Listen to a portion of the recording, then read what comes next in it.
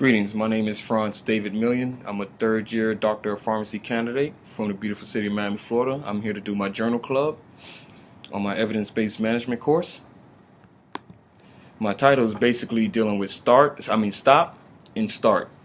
It's the intervention of screening tools of older persons' potential inappropriate prescriptions, and start, which is screening tools to alert doctors about the right treatment criteria in elderly residents, a chronic geriatric facility, randomized in clinical trials. The background of this journal club is basically the geriatric population has the highest rate of polypharmacy. It falls into hospitalizations, well, it deals with falls, hospitalization, inappropriate prescriptions, and potential prescriptions omissions. The stop and start criteria was implemented to reduce the potential inappropriate prescriptions and potential prescriptions omissions in geriatric population. It was also implemented to reduce costs and improve therapeutic outcomes.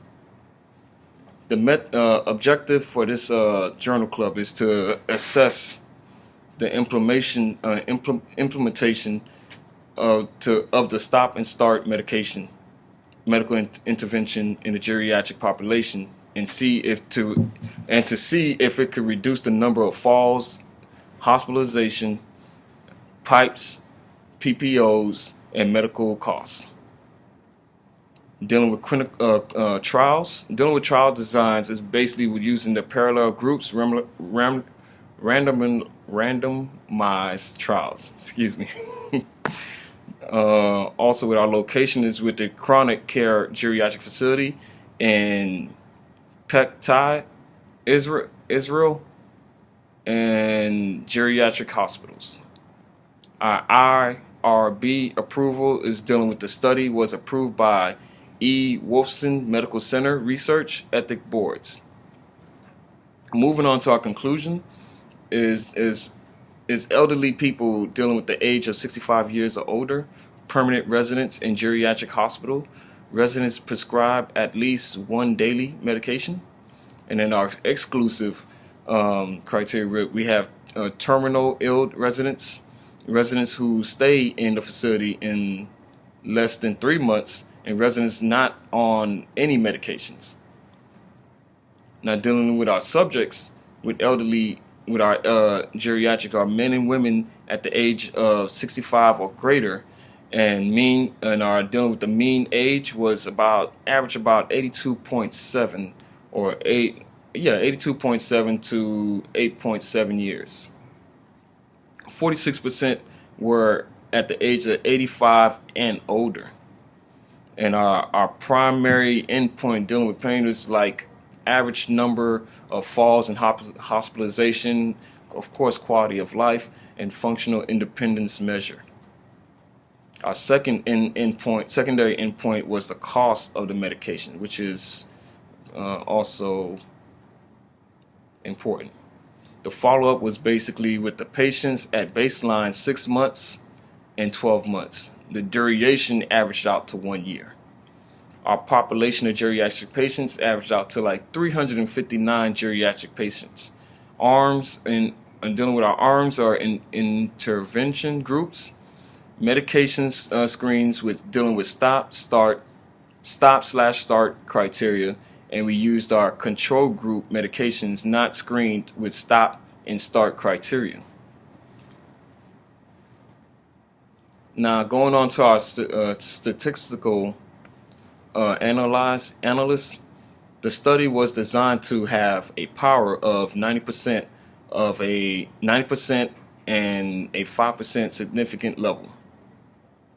This takes into account a rate of 15% due to dropout and death during the study period.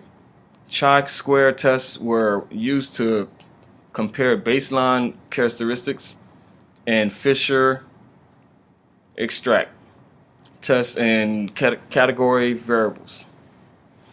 The student tease test was used for continuous variables. Since 3 points was used in the study, the baseline 6 and 12 months Bonnefier corrections was used.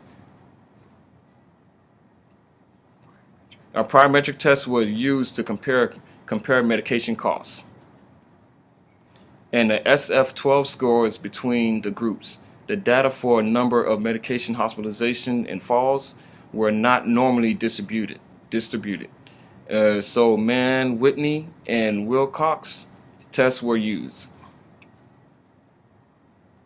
So our baseline characteristics results. Our baseline characteristics results came out to there was no significant difference in the baseline characteristics of two study groups. In both study groups, the patient's age, sex, Carson mobility index, number of falls, and hospitalization function status, cognitive level, and quality of life, prevalence of chronic illness and medications, number of medications, and average medication costs had a p-value greater than 0.5. Greater than 0.05. The primary endpoint for that was the average number of falls in the intervention group was reduced and stayed the same in the group control. The quality of life stayed the same in both the interventions and control groups. Functional independence measured was reduced in both the interventions and control group. Dealing with our secondary endpoint for that was the cost of medication was reduced as well in the intervention groups, and the cost of medication was increased in the control group. So that was the difference there. So it was reduced in the intervention group, but increased in our control groups with our secondary endpoints. Adverse effects was no adverse effects. There was no adverse events noted in the study besides the death in 15 patients of the intervention groups and 17 patients of control groups. The author also included in this article that I sent was the article concluded that the implementation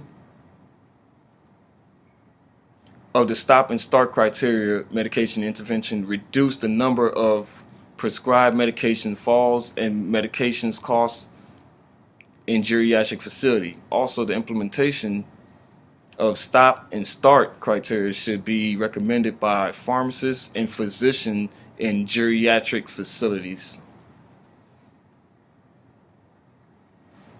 Now, moving on to the critique category with the strengths and weakness. Dealing with our strengths was randomized, controlled designed, long followed up periods, high acceptance of stop and start recommendation by the physician, sufficient population with withstand power. Weakness, single geriatric facility conduct on the frailness population 46.8% were 85 years plus. One chief physician conducted in Israel, lack of demographic information, and lack of standardized in nurse reporting. Lack of standardization in nurse reporting. Moving on to the summary of the primary literature. The primary literature analyzed was similar study to this one. The arm in the study were the same control groups versus the intervention groups, but the measure assessed were different. The study assessed the medication appropriateness index, the MAI, and the assessment of underutilization, which is the AOU, at this time discharge and 6 months after. The results from the study were similar and showed improvement in prescribing inappropriate after 6 months follow-up in the intervention groups. The study supported the implementation of stop and start criteria in elderly.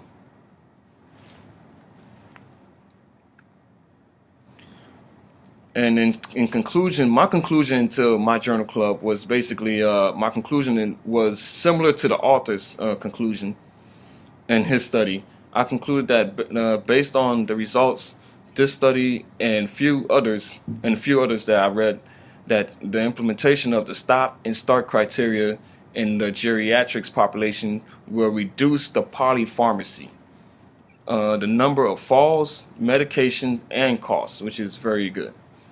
And although this was not the best study, I would recommend to apply the stop and start criteria to the geriatric population to improve optimize therapeutic outcomes.